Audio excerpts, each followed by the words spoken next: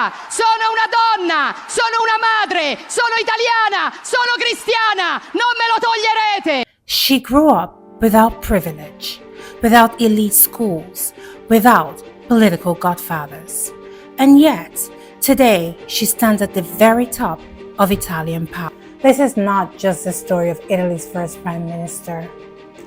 This is the story of how Giorgia Meloni was made by hardship, ambition, ideology, and controversy. Welcome to Just with Sherry. I am Sherry, and in case you haven't yet, please subscribe.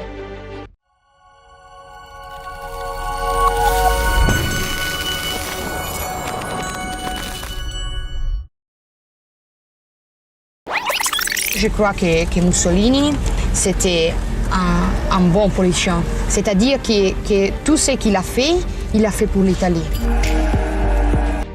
Giorgia Meloni was born in 1977 in Rome, raised in Garbatella, a working-class neighborhood far removed from Italy's elite political circles. Her father abandoned the family when she was young, leaving her mother to raise Giorgia and his sister alone. This absence would later become central to Meloni's worldview, shaping her emphasis on family, identity, and stability. She has often spoken about financial insecurity, a strong, resilient mother, and growing up feeling unprotected by the system. This is where Meloni's first political instinct formed, the belief that the state must protect what families cannot do alone. As a teenager, Meloni entered politics early, not through universities or think tanks, but through street-level activism. She joined right-wing youth movements in her teens, becoming known for fierce debating skills, clear ideological convictions, refusal to soften her views for approval.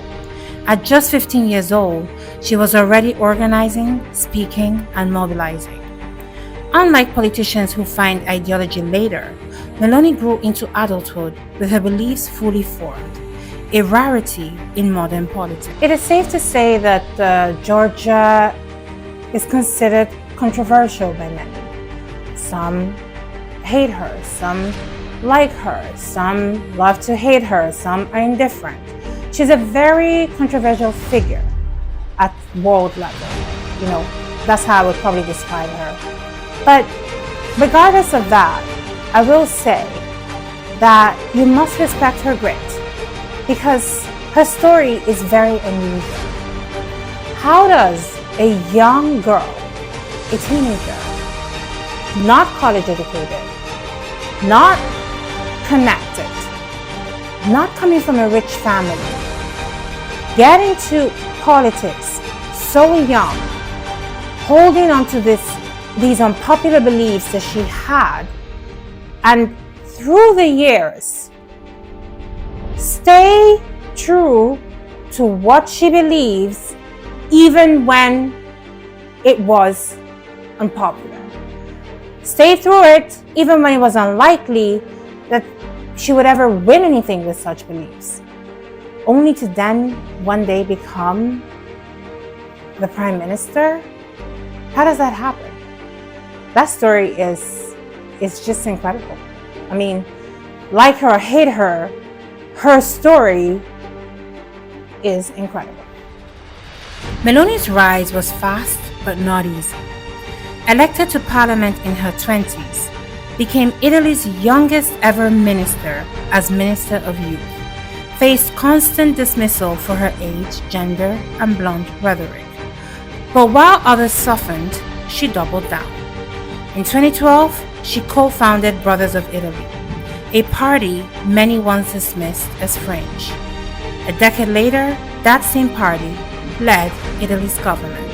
Her defining political moment, refusing to join elite consensus politics and waiting patiently for the system to collapse under its own contradictions.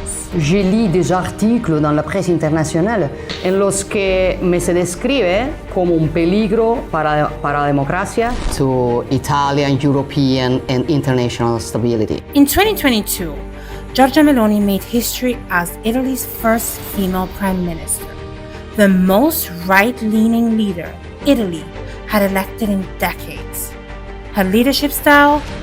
Nationalistic but pragmatic, ideological at home, strategic abroad, tough rhetoric, cautious execution. Penso che il problema della denatalità si possa risolvere facendo entrare gli immigrati, come dice la sinistra. Io voglio che i figli lasciano le nostre famiglie. Despite early fears, Meloni actually maintained Italy's Western alliances, balanced EU obligations with domestic nationalism, focused heavily on migration, sovereignty, and identity. She governs as someone proven legitimacy in a system that never expected her to win. So what is Giorgia Meloni's legacy? First woman to lead Italy, proof that outsider politics can win without elite rulemaking. Shifted Italian conservatism from margins to mainstream.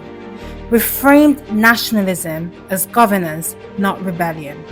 Became a case study for right-wing leadership inside Western institutions, watched closely by Europe, Africa, and the US. We live in a time in which everything we stand for is under attack. Our individual freedom is under attack. Our rights are under attack. The sovereignty of our nation is under attack. The prosperity and well-being of our families is under attack. The education of our children is under attack. I see the woke ideology destroying the foundations of the natural family, attacking life, insulting religion. Her critics call her dangerous. Her supporters call her necessary. History will decide whether she is remembered as a stabilizer or a turning point. In Europa sono un po' preoccupati dalla Meloni. Che succederà? E che succederà? Che è finita la pacchia. Succederà che anche l'Italia si metterà a difendere i suoi interessi nazionali. Giorgia Meloni did not rise because the system opened its doors. She rose because the system cracked, and she walked right through those cracks.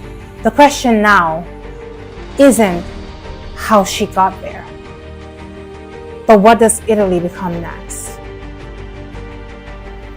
Thank you for watching, guys.